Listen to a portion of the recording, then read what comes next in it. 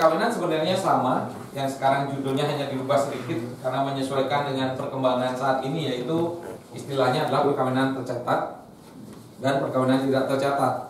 Perceraian juga perceraian tercatat dan perceraian tidak tercatat. Jadi karena ada keperluan-keperluan baru, misalnya ada orang yang nikah siri, kemudian dia cerai begitu saja. Nah, itu perceraian tidak tercatat masuknya. Gitu.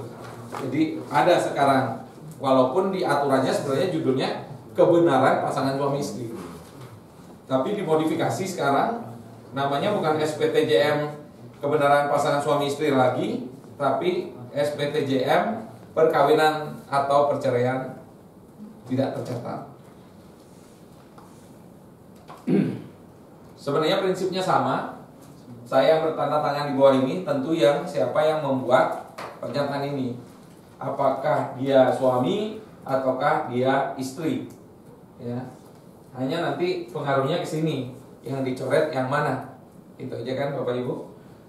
Kalau suami yang membuat, maka dia menyatakan bahwa nama yang kedua ini nama istri adalah coret, suaminya dicoret adalah istri, cari ya dia namanya sama ya kan, sebagaimana tercantum dalam kartu keluarga, nomornya berapa. Salah satu kenapa latar belakang dari SPTJM pasangan suami istri ini terbit, karena dulu ya tadi kan kasusnya 98 tuh ya kan. Sebelum 2006 kita tidak punya undang-undang administrasi kependudukan. Jadi ya sudah begitulah. Di tiap daerah tergantung masing-masing. Bahkan KTP itu diterbitkan kepala desa, bisa punya 10 KTP dan sebagainya. Nah, di kartu keluarga kita di seluruh Indonesia, kalau orang sudah serumah dan sudah punya anak, maka ditulisnya suami istri tanpa ada data akta perkawinannya. Jadi semua orang tua-tua kita, kakek nenek kita, pokoknya sudah serumah punya anak, ya sudah suami istri ditulis oleh negara, dikasih kartu keluarga. Nih, satu-satu semua kartu keluarga. Karena mungkin dulu prioritasnya bukan itu, tapi yang lain, pendataan yang lain gitu ya, kartu keluarga. Maka ketika kemudian mulai muncul undang-undang administrasi kependudukan, maka muncullah persoalan ya kan. Ini sebenarnya suami istri ini punya akte nikah nggak? Kebanyakan nggak. Kalau yang lama-lama ya, kebanyakan nggak. Maka dibuatkanlah ini. Sepanjang di kakaknya dia suami istri, dia bisa mengisi formulir ini. Tapi muncul lagi persoalan, karena ada petugas-petugas yang ya bisa dibilang tidak profesional ya. Kalau yang namanya petugas kan harusnya profesional, tidak tercampur dengan pemahamannya sendiri gitu ya. Tapi di banyak kejadian itu tercampur dengan pemahaman agama, pemahaman moral. Oh nggak bisa dong ini dan ya gitu. Jadi persoalan lagi gitu.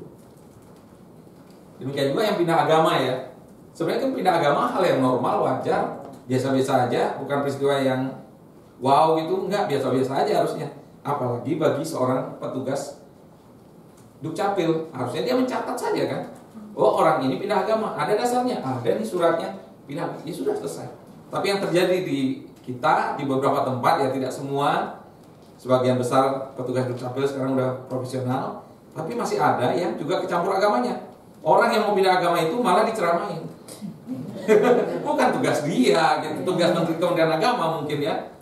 Tapi ya itulah bias agama ketika melakukan pelayanan. Nah ini yang juga jadi problem, sama seperti yang ini. Jadi formulir ini sempat lama nggak kepake karena dianggap ini menyuburkan orang yang tidak punya akte kawin dong, dia pakai ini aja. Padahal nggak begitu juga gitu, ya kan? Nah makanya akhirnya berubah sekarang, perkawinan tercatat dan tidak tercatat. Jadi tetap dia pasangan suami istri karena di kakaknya dia, makanya di sini harus dilampirkan kan. Nomor kakak dia berapa? Oh memang dia di dalam satu kakak kok, dari zaman dulu, dari zaman sebelum ada undang-undang. Dia memang tertulis pasangan suami istri, tapi nggak punya akte perkawinan, maka dia istilahnya yang sekarang perkawinan tidak tercatat. Nah itu. Bahasa kerennya kumpul kebo. Ya, dulu dibilang kumpul kebo gitu ya. Kumpul kebo. Saya nggak tahu. Ya, siapa? Padahal kebo kalau kumpul dia nggak cuma berdua loh. Kandangnya nggak muat lagi. Kandangnya nggak muat lagi. Nah, sama Bapak Ibu ya, untuk saksi ada dua di sini.